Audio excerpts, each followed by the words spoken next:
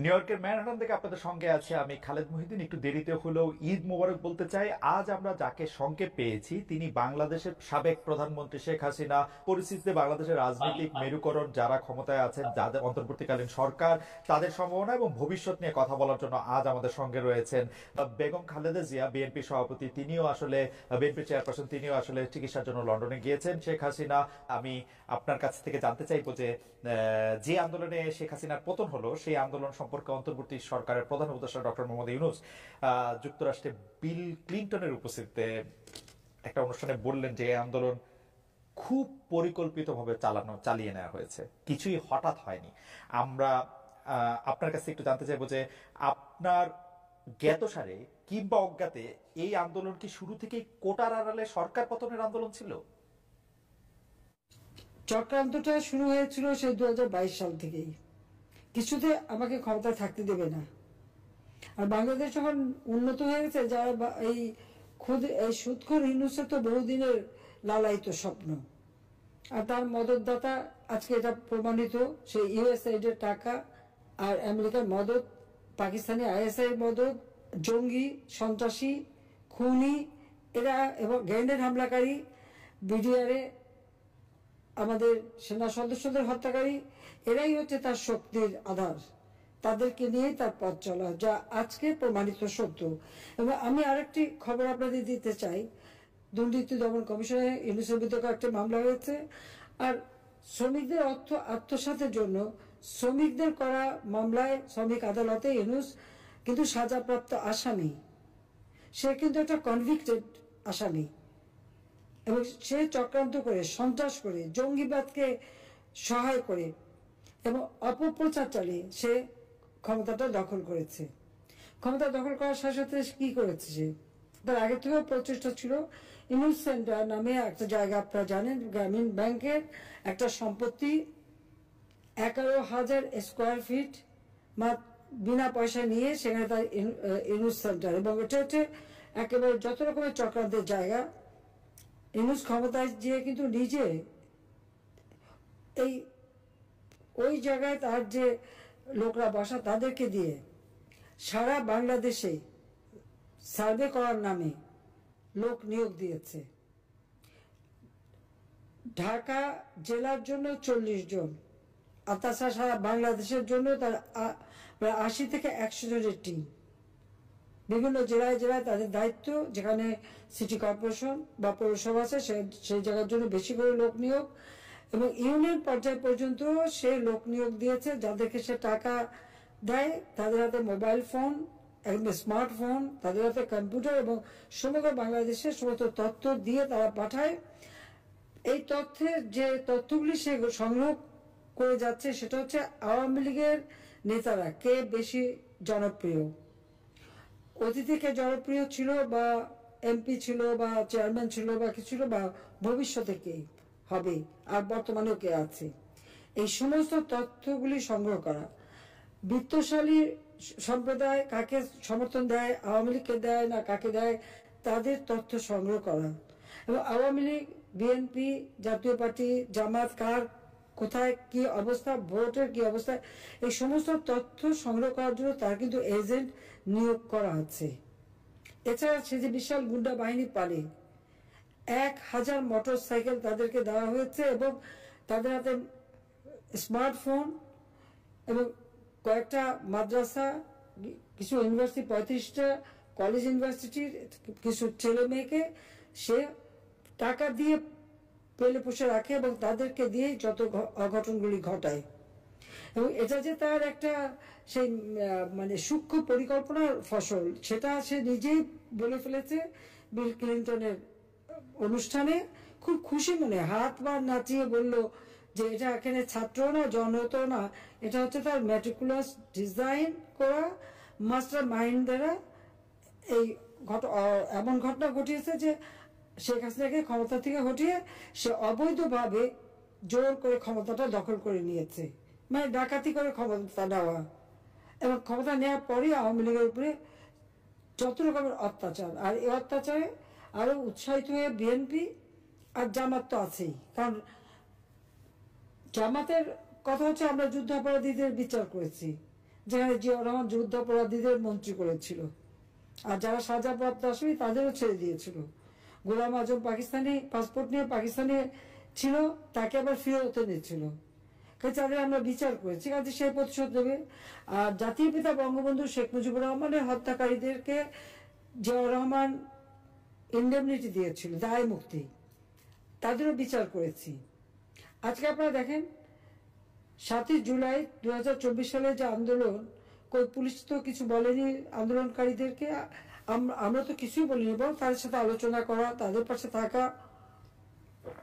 মেয়েরা যখন পথে নেমেছে তাদের নিরাপত্তা, ওই মেয়েরা যখন স্লোগান দেয় শেখ হাসিনা পদত্যাগ চায়, আর আমি তখন তাদের নিরাপত্তা দেই যে তাদের জন্য কোনো রকম অসুবিধা না হয়। আজকে তাদের অবস্থাটা কি? এখন মেয়েরা ঘর থেকে বেরোতে পারে না। তারা এমনই আন্দোলন করলো আর এমনই স্বাধীন করে ফেললো দেশ যে এখন নিজেরাই ঘরবন্দি। এখন যাবে কোথায়, তারা কি করবে?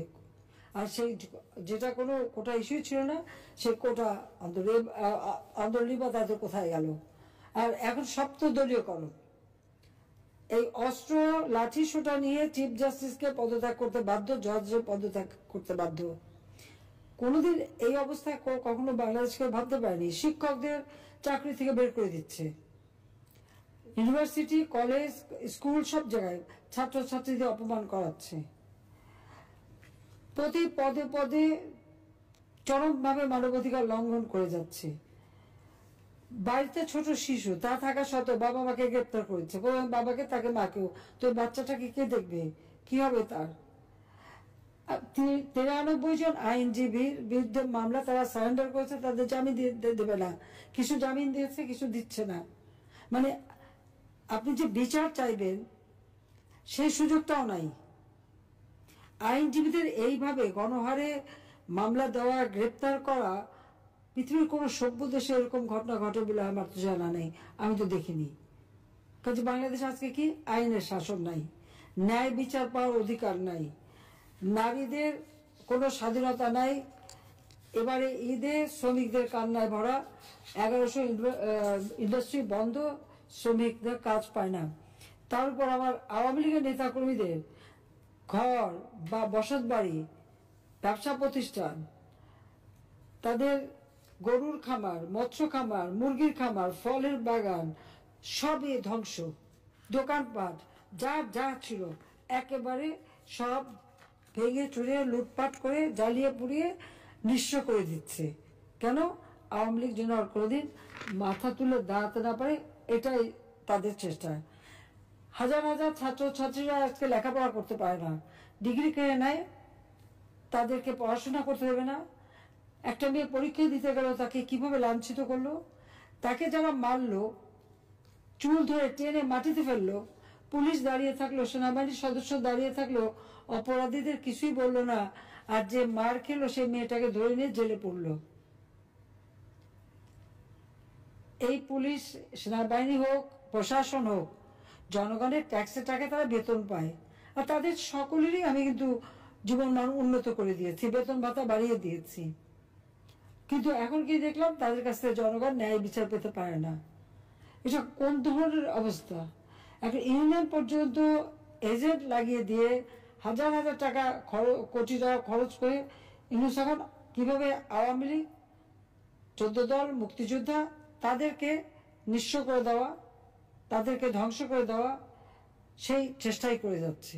আর তার দোষর জঙ্গি, সন্ত্রাসী, খুনি, দুর্নীতিবাজ, অবৈধ অস্ত্রধারী এবং জেলখানা থেকে তাদের সবাইকে মুক্তি দিয়েছে। গ্রেনেড হামলাকারী থেকে শুরু করে কেউ বাদ নেই, মুক্তি দিয়ে জেল ভরে ফেলেছে আমার আওয়ামী লীগের নেতা কর্মী দিয়ে। সবচেয়ে বড় কথা, পিটিয়ে মানুষ হত্যা করা, এমনকি আইনজীবীকে পিটিয়ে হত্যা করলো, মাথায় কোপানো। মানে বর্বরতা।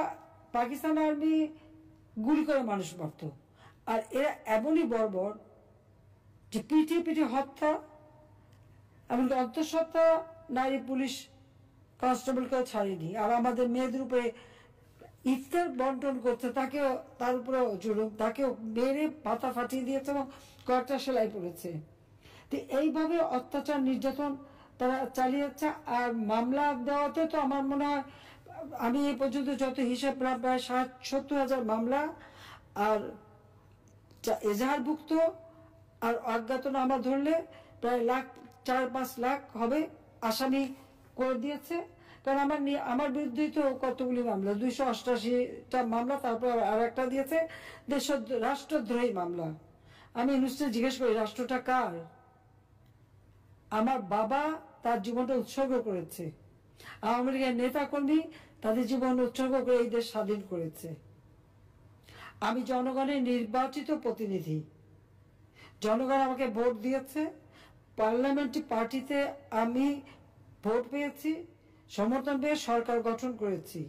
সংবিধান মোতাবেক আমার প্রধানমন্ত্রিত্ব হচ্ছে বৈধ সাংবিধানিক। আর ইউনূস এই জঙ্গি সন্ত্রাসী তাদেরকে নিয়ে সূক্ষ্ম পরিকল্পনা করে সন্ত্রাস করে সে ক্ষমতা দখল করেছে। তার কোনো জনগণের ম্যান্ডেট নাই, সাংবিধানিক ভিত্তি নাই, আইনগত ভিত্তি নাই। আর সে দেয় আমার বিরুদ্ধে রাষ্ট্রদ্রোহী মামলা, যে রাষ্ট্রদ্রোহী কাজ করেছে সংবিধানের 7 খ অনুযায়ী, সেই হচ্ছে সবচেয়ে বড় অপরাধী, যে এইভাবে ক্ষমতা দখল করলে তার শাস্তি হবে। এবং ইনশাল্লাহ শাস্তি দেবো, এতে কোনো সন্দেহ নেই। আজকে সমস্ত অর্থনীতিকে ধ্বংস করে দিয়েছে, প্রবৃদ্ধি কমে গেছে, মাথাপিছু আয় কমে গেছে, মানুষের কোনো দিনমজুরাও আজকে কাজ পায় না। আর ধর্ষণ, শিশু নারী ধর্ষণ, বাংলাদেশ জন্য এখন ধর্ষণের স্বর্গরাজ্য। কিন্তু কেউ সংবাদ পরিবেশন করতে পারবে না, কোনো সংবাদ দিতে পারবে না, কোনো নিউজ দিতে পারবে না। যে নিউজ দিতে যাবে, যে সংবাদ পরিবেশন করবে, তার বিরুদ্ধে ব্যবস্থা নেবে। সেখানে তার এজেন্ট বসানো হচ্ছে। এই যে কত এজেন্ট পালে, এটাই হলো সবথেকে বড় কথা, যে এইভাবেই সে